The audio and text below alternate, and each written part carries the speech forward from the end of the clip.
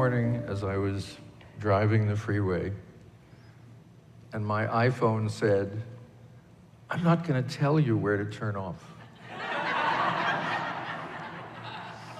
And I thought, I'm at the mercy of this little object whose electromagnetic radiations are slowly destroying either my brain or my crotch, depending on where I'm keeping it.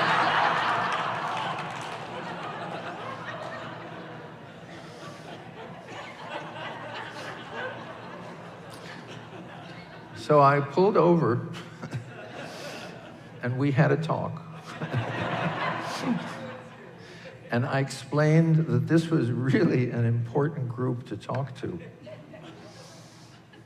And it said, "I'll give you an alternate route that the other map app won't know."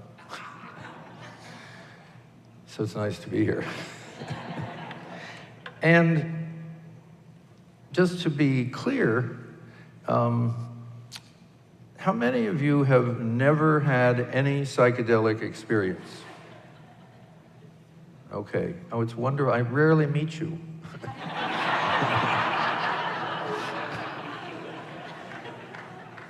And of those of you who kept your hands down, how many of you have experienced microdosing?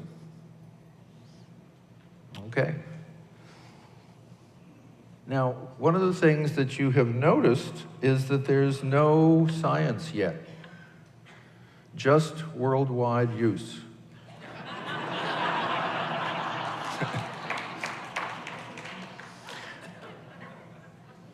Though there is something I call citizen science, which is the thousands and thousands of people who have talked to each other and helped each other, as well as the mushroom companies who write me thank you notes for all the kits they're selling. So a microdose of a psychedelic, and I'll just use the term microdose from here on,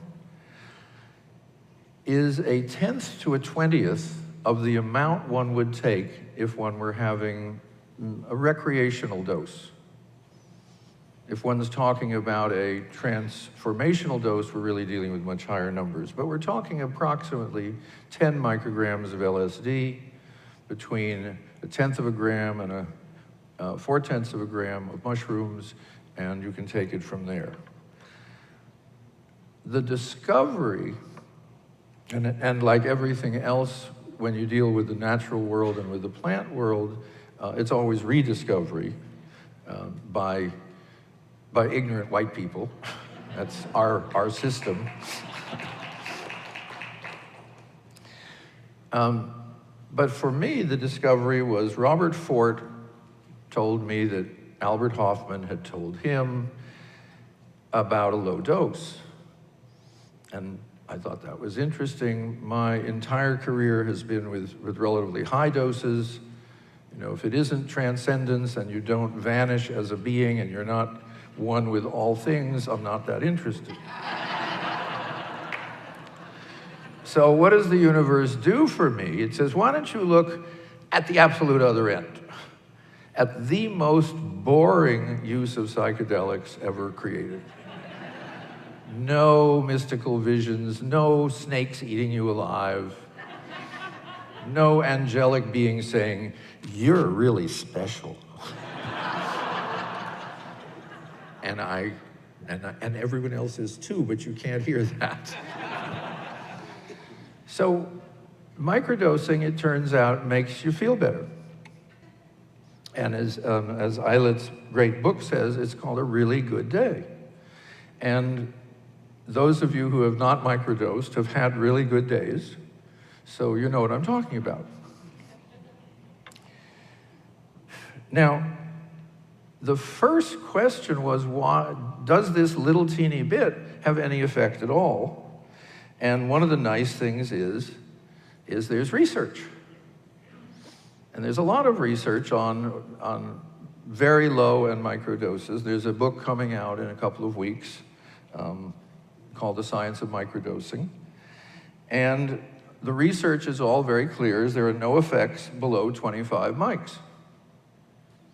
Now, the problem with all that research is that they were looking only for what we would call classic psychedelic effects. So they missed everything else.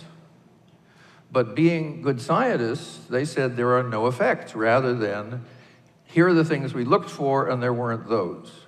Would have been a little more correct.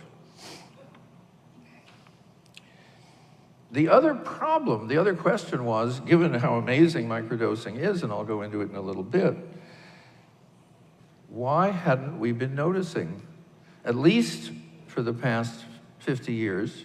Because remember, most LSD work in the world comes in two phases. One, up till the government stopped it, and it was the most researched psychiatric drug on the planet, several thousand research papers. And there was the period of enormous use, which is, at least in the United States, since it became illegal, 26 million Americans have tried LSD. And that figure goes up 400,000 to 600,000 each year, no matter what's going on in the drug world.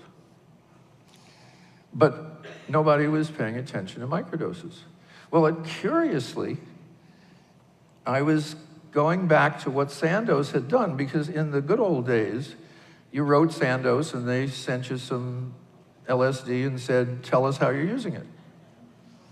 And the government, if you were doing it that way, gave you an exemption to do that and you were on your way. Sandoz only provided LSD in ampules, that's a little bit of glass with a little bit of liquid, 25 mics, or tablets, 25 mics. No one ever considered that there was anything else below that. Well, there is. And in fact, there's a lovely thing which you might just think about with other pharmaceuticals you may have been given. Albert Hofmann said on the package, when Sandoz sent it out, it said, before you give this to anyone else, you must use it yourself. Now that's packaging. But of course, what happened in many cases is you used it yourself and you said, why am I gonna give this, right, to a bunch of overweight sophomores to see if their blood sugar changes?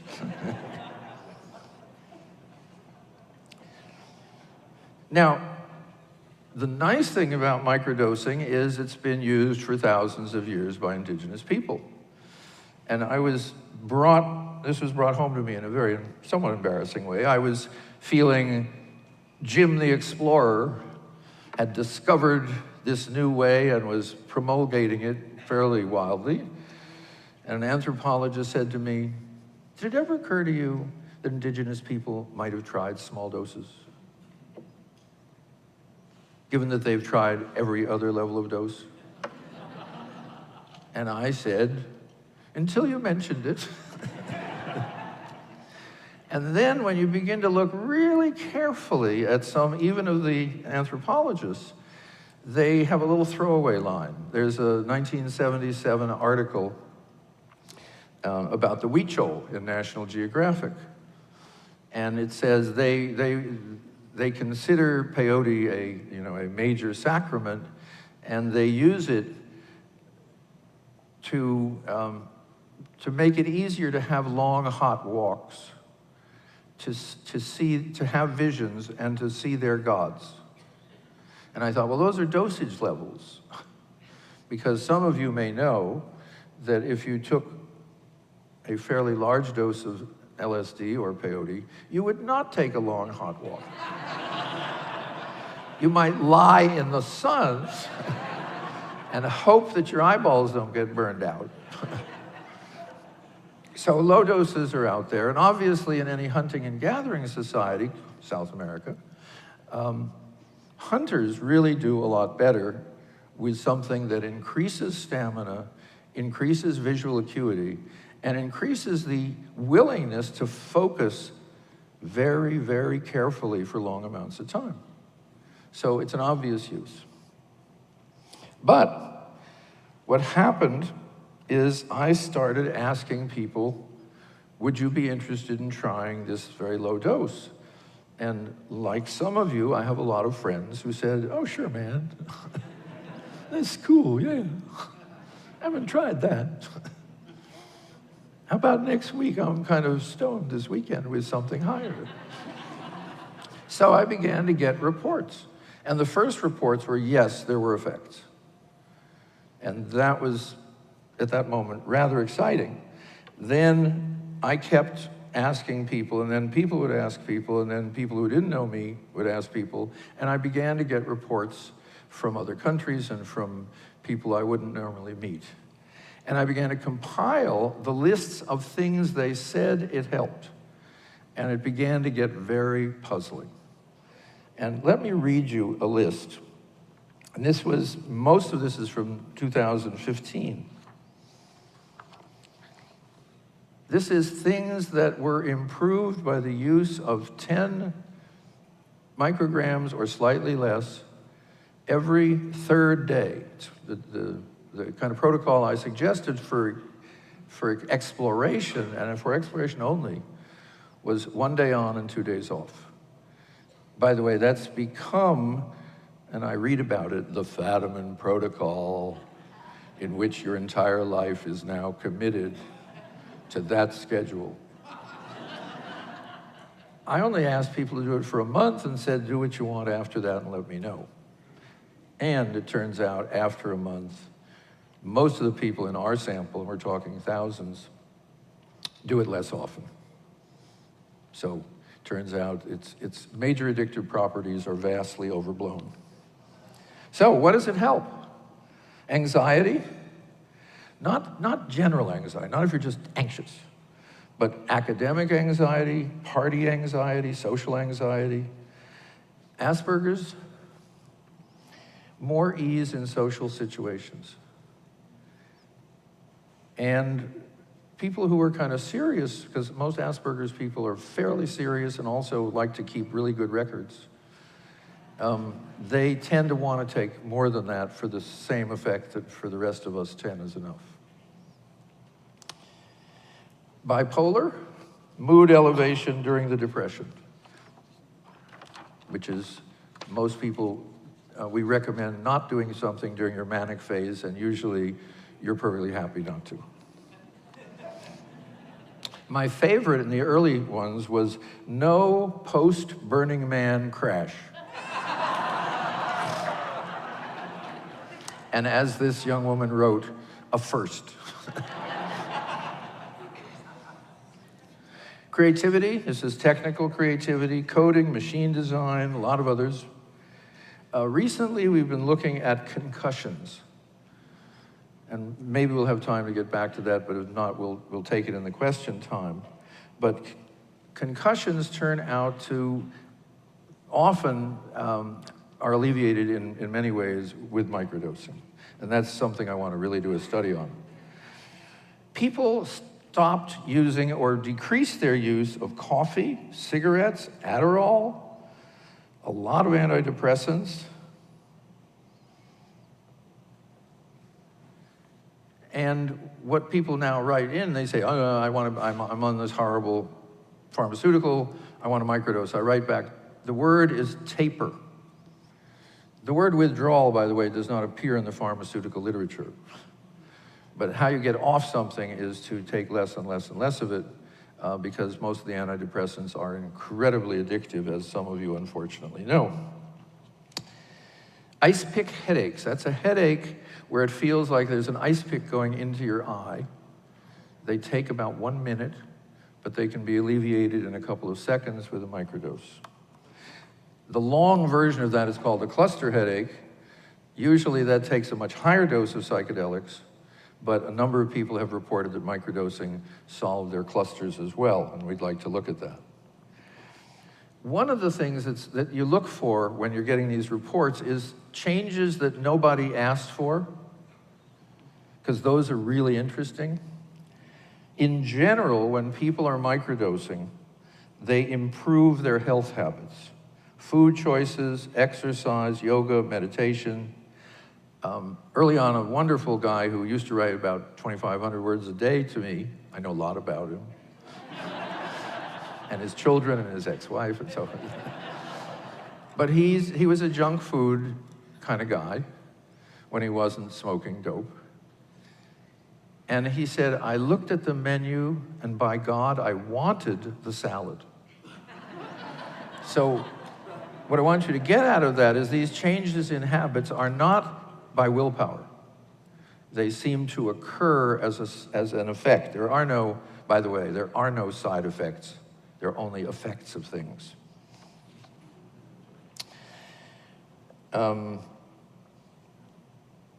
Learning, languages, advanced math. A lot of people said I was much better able to focus in class. Even my lousy teachers got interesting. And a couple of people have said I was able to look at the PowerPoint once and then just make notes. I didn't have to keep going back and forth. And people basically talked about better grades and easier exams and so forth. One of the ones that was wonderful, because you just don't think psychedelics, menstrual periods, troubling emotional or physical PMS. A lot of people are reporting improvements to the extent of from horrible to normal. And we have a little sub-study going on that. Physical skills, musical instruments, drumming, composition, flying a plane, driving. Trauma, this is not going to eliminate trauma, but it seems to decrease the triggering. And one of the ones that is peculiar was much less procrastination. And when I looked at this, I thought, that's really cool. But then I thought, oh my God, what if the pharmaceutical industry sees this and decides that procrastination is a disease? They'll be out there. A few people improved in stuttering, writer's block. A lot of journalists who've done articles on microdosing indicate that it's great for first drafts. And there are two groups of journalists, ones who would write, I microdosed for a month and then I talked to this guy. The others were, I talked to this guy and then afterwards, I wrote him that I was microdosing. And people basically have improved work, amount, discrimination, flow, quality. They also indicate that they're more comfortable with those awful people at work. They're also, I have a couple of notes that say, boy, if people knew that what it did for your libido, you would have a product. We haven't seen that as a generalization, but you're welcome to check it out. So what happened with this research is we started reporting it. We reported it at MAPS, reported in Prague and England, Berlin, and most recently, a few weeks ago at Horizon. And what happened at the same time was what you might call a media feeding frenzy, which is, there was one article and then there were 8 articles that either quoted it or just stole it. And then there was just an endless round of articles until every magazine had to have had their microdosing article. And each article, of course, led to more people trying it. And more people trying it would write to our site, microdosingpsychedelics.com, that's with a plural, psychedelics, and they would sign in for information and join our study. And the study was, take it for a month, every couple of days. And since we were now doing a more formal study, tell us about your emotional states for the prior month, tell us why you want to microdose, and then, of course, we can see from your numbers what happens. And what happens in general is that, and we used a very standard instrument called PANAS, it's positive and negative affect states. And we picked a very general, well-known instrument so people wouldn't say, why didn't you use a general, well-known instrument? It's not that great. But what it basically said is, when people are microdosing, their positive emotions go up and their negative emotions decline. Now, antidepressants, for the few of you they work for, have a partial similar effect. They tend to make negative emotions go down, which is you are much better able to stand being unhappy. Microdoses work. differently, which is you not only are less unhappy, but you're more happy. That's remarkable. And as the media frenzy continued, and it continues to this day, right now there's a little sub-unit on Reddit of 20,000 people talking to each other about microdoses. If you go to the YouTube, the highest single and not bad how to microdose has 600,000 hits. There's a group called the Third Wave, that's one word, thirdwave.com, who give classes on how to microdose and are generally setting up kind of friendship units, kind of like psychedelic societies around. There's also a lovely guy in England who sells you a microdose kit. In case you don't know how to measure 10 micrograms. He also includes sterile gloves. And I think it's in even a little wooden box. It's really quite lovely. Well, and because of this huge interest, and our sample is from 59 countries. So when I say one of the things I've learned is psychedelics are available worldwide. And what's my time? Okay. I got to tell you just one story then. I got a letter from Namibia. Okay, everyone who knows they could immediately go to a map and put their finger on Namibia, don't raise your hands, you'll embarrass the people around you. He had, again, those of you who know psychedelics, he had shingles. Shingles, if you don't take care of them, for some people, it's basically pain. It's pain, pain, pain. This was his third month. He was no longer pretty much sleeping. I mean, it was terrible. He'd done all the things you can do if you start too late. He'd never had any psychedelic experience, and he said, well, I had a friend in the capital who had some mushrooms, and I just thought it might be a good idea. So this is why I think, divine plays with us. 45 minutes later, he was out of pain. That's what I said, woo. And I was so excited, I wrote him back and other things. I was so excited because I wanted to tell my colleague, Sophia, who was presenting in Prague. And when she got back to the States, I called her and, I'm going to tell you this terrific story. And I said, shingles. She said, in Prague, 2 women came up to me, hugged me and wept. And I said, yeah. She said, shingles. Now, those of you who are into neuroanatomy and brain chemistry and all the things that have not actually proved very useful yet, but you get those great pictures, you can figure out why 10 micrograms of LSD can help shingles. And I'll give you one more, even geekier one. This is a negative. This is people who shouldn't microdose. People with red-green color blindness. Some of you may know what a tracer is. Those of you that don't, when you take a regular psychedelic, you see a light source and you move your eye away and there's a little thin line of light that follows you. It's a tracer.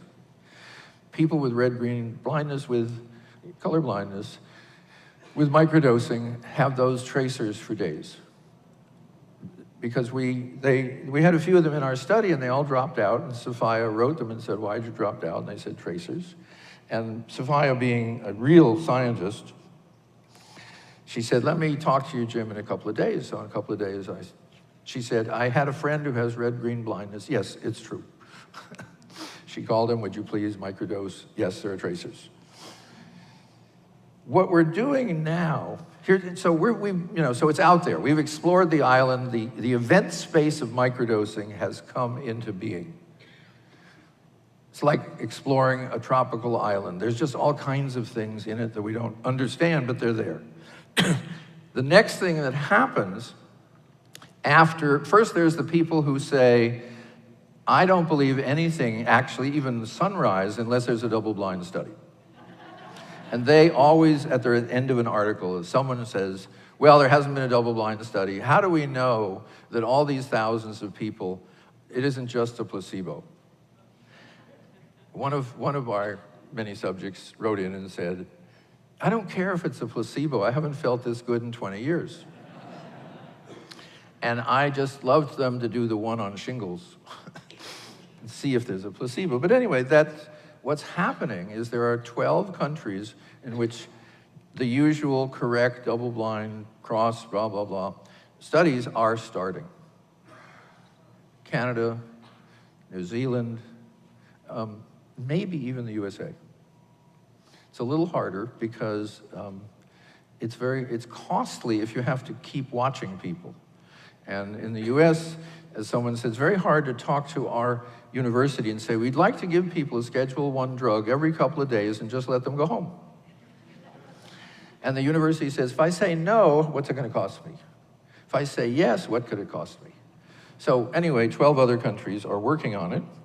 And we were about to go out of business. And then we thought, what could we do that nobody else can do? Well, we have thousands of people who have microdosed, and we have enough of their information. And they've microdosed up to maybe a year and a half ago. But we only asked them to tell us for a month, and many of them didn't tell us that long. So we are asking approximately 8,000 people to tell us what were the long-term effects for you if you microdosed, if you stopped, how often you do it, what's going on now. Because we're the only group that can really do that because we have this huge base to start from. And that will actually be better data than is available for most pharmaceuticals. Little dirty secret. Most pharmaceutical research does not go beyond 6 months. That which you have been taking for 15 years, no data. So we're trying to move things along because it is available, as someone pointed out, mushrooms do not know they're illegal.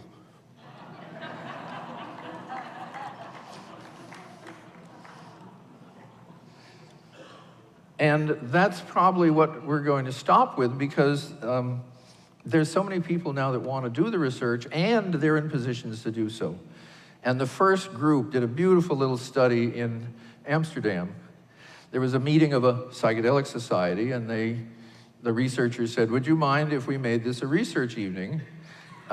Everybody gets a little bit of truffle. Psychedelic truffle is actually, it's a mushroom that just grows underground. And for peculiar reasons, it's legal, more legal than the mushroom. So people took some intelligence kind of tests, and then they truffled. Might as well make up a verb when you have a moment. And then later in the evening, they took the tests again. Super clean research called open source, so they knew. And it turned out, of the 3 kinds of intellectual activity they were looking at, 2 improved and 1 didn't. It's a very beautiful, clean research, and what's wonderful is it took about 3 hours to get the data. See, my friends in the hard science world, they do a study, and you've read some of them. 12 subjects. How long did it take you to get the subjects? A year. What it cost? $80,000. And I say, well, I've got 5,000 to 10,000 subjects. And it costs awfully little, particularly at my salary. And we have a whole different way of doing science, which is called citizen science, which is you find out, you tell us, you help other people. We now have a few things where we say don't use microdosing, as I say, for anxiety, color blindness, very few else. And that's where we're going. So that we are returning to the indigenous model, which is you work with people you know, and you work with people in your own life, and you find out how something works. And the nice thing about microdosing, if it doesn't work, you stop. If it's unpleasant in any way, you stop, and that's the end of it. So, I'll see some of you later, and for the rest of you, this is really an amazing event. Just amazing, and I'm so glad to be here. Thank you.